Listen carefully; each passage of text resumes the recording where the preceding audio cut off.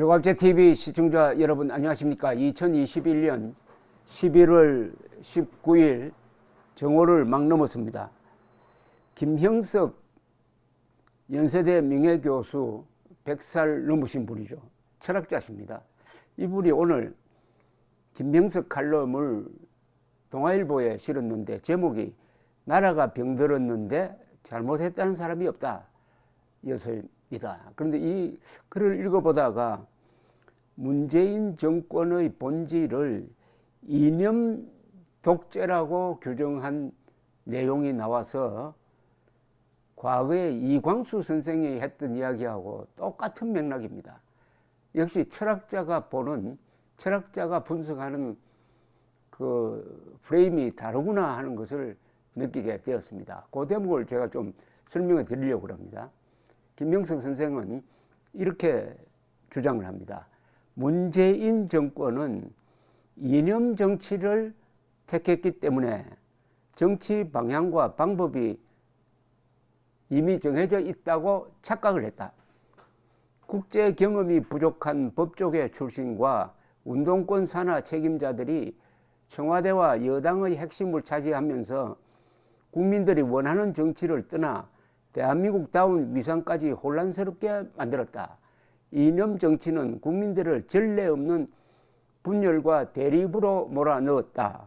지도자가 범할 수 없는 반민주적이며 비애국적인 사회상을 만들었다. 이념을 달리하는 애국적인 지도자들까지도 적폐 청산의 대상이 되었다. 사회 각 분야의 지도자보다는 이념을 같이 하는 인사가 집권하는 모순을 범했다. 국민들은 대통령과 청와대를 믿지 못하고 여당의 정치적 강경파는 입법부의 한계를 넘어 행정과 사법부에까지 관여하는 발언과 행동을 삼가지 않았다. 그 결과가 어떻게 되는가? 소득주도 성장이라는 150년 전의 경제원리를 도입했고 인사의 난맥상은 상식과 공정을 유린해버렸다. 조국 사태를 가지고 긴 세월을 허송했다. 지금은 정부와 여당에서 국민을 위한 중책을 맡았던 공직자들이 밀려나거나 떠나 야당 지도자가 되고 대선 후보가 되었다. 그렇게 되기를 기대하거나 원하는 국민은 없었다. 우리는 자유당 정권의 독재와 군사정권의 탄압을 극복하고 민주정치의 기반인 법치국가를 건설했다. 법치국가는 권력이 법을 지배하지 않는다. 그것은 민주주의의 역행이다. 법은 선한 사회 가치를 높이기 위한 질서를 위해 존재한다. 그런데 현 정부는 법까지 권력으로 좌우할 수 있다고 착각한다. 그러는 동안 우리는 너무 많은 것을 상실했다. 국민들의 세금으로 일하는 공직자들은 자율성을 빼앗겼다. 현재 경제강국 건설의 공로자들인 기업가들은 사회악의 주인공 취급을 받기도 했다. 최근에는 재난지원금 보상 운운하면서 국민경제의 정신적 가치를 혼미하게 만들고 있다. 국가의 장래를 책임져야 할 청소년들을 어떻게 대하고 있는가? 정치적 수단이나 이용 대상으로 삼는다면 그 결과는 용서받을 수 없는 사회악이 된다. 이 김형석 선생은 이 모든 문제가 어디서 출발했느냐? 이념 정치에서 출발했다는 겁니다. 이념의 잣대로 들이대가지고 아무리 유능한 사람이라도 아무리 애국적인 사람이라도 자신들의 이념과 다르면은 적폐 세력으로 몰았다. 이렇게 하니까 나라가 이렇게 어려워졌다. 그 근본에 문재인 정권, 이 운동권 세력의 이념이 있다라고 했는데 그 이념이 뭐냐고는 김형석 선생은 여기서는 밝히지 않았습니다. 그러나 그건 우리가 다 아는 바입니다.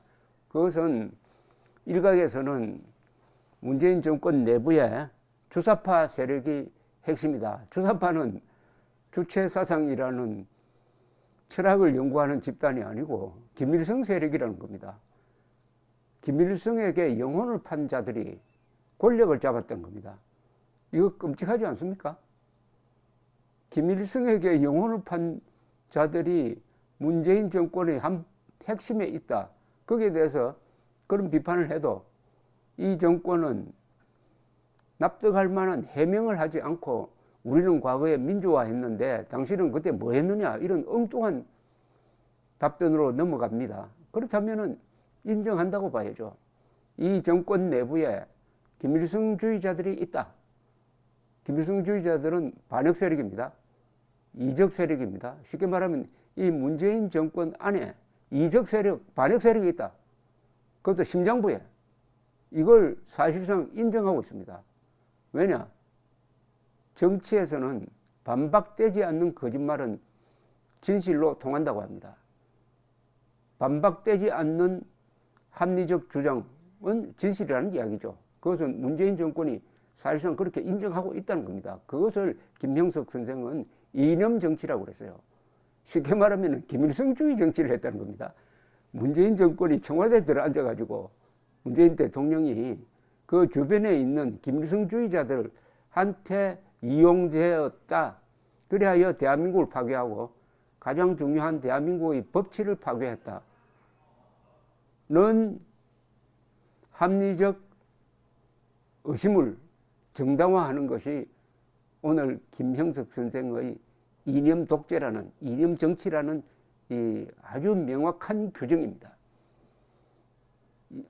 문재인 정권이 가지고 있는 또 다른 이념은 계급투쟁론입니다. 계급투쟁론은 칼 마르크스가 아주 정교하게 발전시킨 것인데 그것은 간단합니다. 정오의 과학입니다.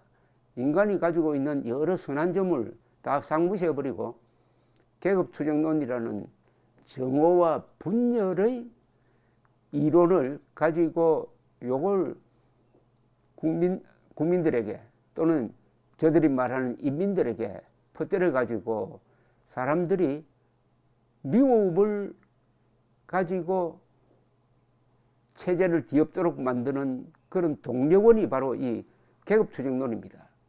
계급투쟁론에 휩쓸려 들어가 버리면은 인간이 흉기가 되어버립니다. 이 계급투쟁론을 가지고 20세기를 쓸고 나니까 한 2억 명이 죽었다고 합니다. 2억이.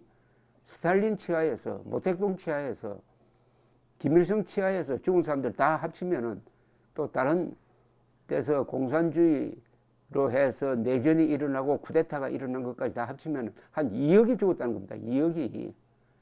그게 바로 이 정오의 과학에서 나왔습니다. 그리고 그것을 주도한 세력은 지식인들이었어요.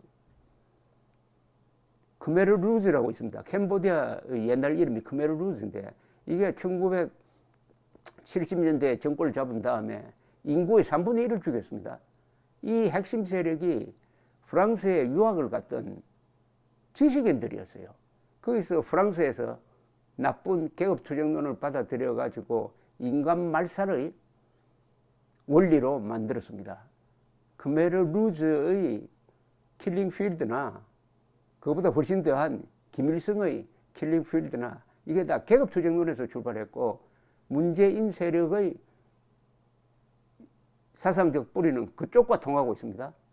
그런데 대한민국에서는 그나마 이 정도로 버티고 있는 게 참 용하다는 생각이 듭니다. 그것은 이승만, 박정희 같은 분이 발전시킨 대한민국의 민주주의의 틀, 그리고 김영삼 같은 민주화를 하더라도 법을 지키고 독재가 밉다고 해가지고 저 친북으로 가지 않는 그런 분들의 노력에 의해서 요 정도의 법치를 만들어 놓았으니까 지금 버티고 있는 겁니다. 이제는 내년 3월 9일에 다시 이 이념 독재 세력을 무너뜨리고 대한민국을 자유민주주의 법치국가로 만들려는 그런 기운을 보이고 있습니다. 이광수 선생은 모든 독재 중에서 가장 무서운 독재가 계급 독재인데 그 계급 독재보다 더 무서운 독재가 사상 독재라고 했어요. 왜냐하면은 계급 독재, 사상 독재 체제에서는 독재자가 한 명이 아닙니다. 지배 계급입니다. 그 계급, 즉 김일성주의 계급 또는 사회주의 계급, 친북, 종북 계급 여기에 속하는 사람들이 다 독재자가 됩니다. 이 사람들이 사회 곳곳에 들어가서 무슨 사회단체부터 운동단체부터 예술, 문화 이런 데서 다 독재를 합니다. 이런 사람들이 한 사람 한 명이라도 들어오면은 그 조직이 깨져 버립니다. 분열 반목으로 갈 수밖에 없고, 이 계급투쟁론자들은 이 사회를 분열시켜야 집권할 수 있습니다. 계급투쟁론자들은 항상 소수입니다. 소수가 집권을 하려면 다수를 그냥 4분 5열 시키면은 그래도 30% 가지고 다른 10% 20%로 분열되어 있으니까 집권을 할 수 있는 겁니다. 문재인 정권의 국민 분열은 집권을 위한 하나의 수단입니다. 그게 몰라서 하는 게 아닙니다. 1대 99 이게 몰라서 하는 게 아닙니다. 김형석 선생의 진단, 문재인 정권은 이념 정치를 했다. 제가 해석하기에는 이념 독재를 했다. 사상 독재를 했다. 계급 사상 독재를 했다. 이렇게 보면은 요새 돌아가는 상황을 정확하게 알 수 있고 또한 진단이 가능한 겁니다. 대한민국에서 가장 중요한 전략은 이념입니다. 감사합니다.